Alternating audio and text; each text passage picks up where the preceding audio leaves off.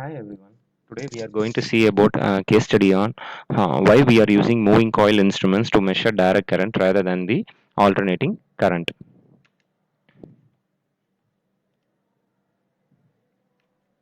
Okay. Uh, First of all, we have two kinds of power supply. One is power supply. Another one is called as DC power supply. AC power supply is called as alternating current, and DC power supply is called as direct current. Um, Alternating current will varies with respect to time, whereas direct current will be constant with respect to time. So we use two kinds of instrument to measuring the AC as well as DC. A moving coil instrument is mainly used to measure the DC voltage and current, whereas the MI instrument are used to measure both AC and DC voltage and current. But in many cases, we use MI instruments only to measure the AC alternating current and voltage, and not the direct current and voltage. So today we are going to see why we are using that. These MC and MI instruments are very essential in order to measure the electrical quantity. So the basic principle of any meters is we have three kinds of forces. One is called as controlling force, another one is called as deflecting force, and the third one is called as damping force.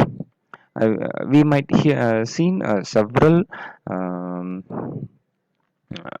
meters where the uh, when we give a supply of voltage or current, either it may be AC or DC, the needle analog meters will needle will deflect from 0 to the respective voltages. This force which makes the needle to move from 0 to the respective voltage or current is known as the deflecting force.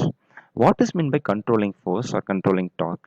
See, due to the deflecting force, the voltage or current to the specified level, the needle is moving.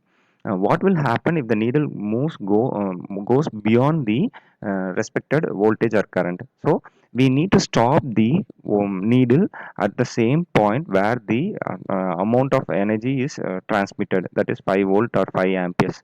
So this force which controls the needle in the particular uh, supply voltage is known as controlling force. Then what is meant by damping force? So damping force is nothing but we might seen on a traditional meters where the needle will be oscillating. Even in speedometers, when we are moving, we could witness that the analog speedometers, the needle will be oscillating, it will not pointing to the same point. So if that is the case, then this is called as damping force, which needs to make the pointer to focus in a particular point. So these are the three forces which is essential for any type of analog meters, which is used to measure any kind of quantity, either it may be voltage or current. We have several principle based operating instrument. The first one is called as PMMC. It is called as permanent magnet moving coil. So the magnet will be permanent and the coil will be moving. This is the permanent magnet moving coil instrument, where it is mainly used to measure the DC voltage and current. It consists of a pointer, a spring, balance weight, north and south magnet, and a core, and a coil and a former. Okay. Whenever we are given supply, the magnet gets magnetized and makes the coil to move. So that because of that coil is getting excited, the pointer will be moving respectively. Advantages of PMMC is it is having a uniform scale, and the operating current is small, high sensitivity, effective damping, high accuracy, and extension of instrument range is possible, not affected by external magnetic fields. What are the disadvantages of permanent magnet moving coil is suitable for only DC measurement, cannot be used for AC measurement since the torque reverses if the current direction reverses. Aging of permanent magnet, every magnet will have its lifetime, so we can't use the same meter for a lifelong. Controlling spring produces errors due to elasticity. The spring may lose its elasticity, so it might produce error when we use a long time without any servicing. Cost is high due to complicated constructions. So the cost is high when compared to the PMMI meters. So what is PMMI? PMMI meter is nothing but it is a permanent magnet moving ion type instruments where we have two types in it. One is called as attraction type, another one is called as a repulsion type. Uh, so the which the slide which we are seeing is called as attraction type instruments. In this, we have a pointer and a moving iron. The iron will be moving. The iron balance weight is connected to the air chamber piston where it will act as a controlling torque.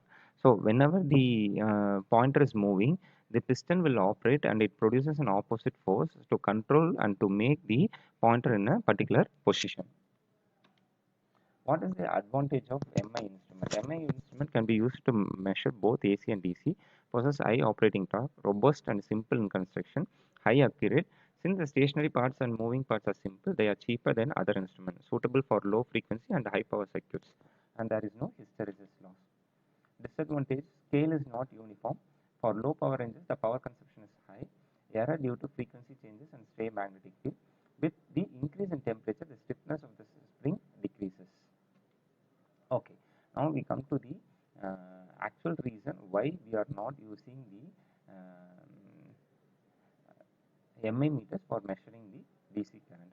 So this is the actual reason for not using the MI meters for measuring the DC voltage and current. The deflecting torque in moving coil is TD is equal to NBA into I. N is the number of turns, A is the ampere, I is the current. D is the flux density. The controlling torque is deflecting torque T suffix D is equal to NBAI, whereas the controlling torque T suffix C is equal to K into theta. The final indicating value is equal to theta equal to NBAI by K, where theta is directly proportional to I. Whereas in the moving ion type, the deflecting torque is T is I directly equal to I square dl by 2 d theta,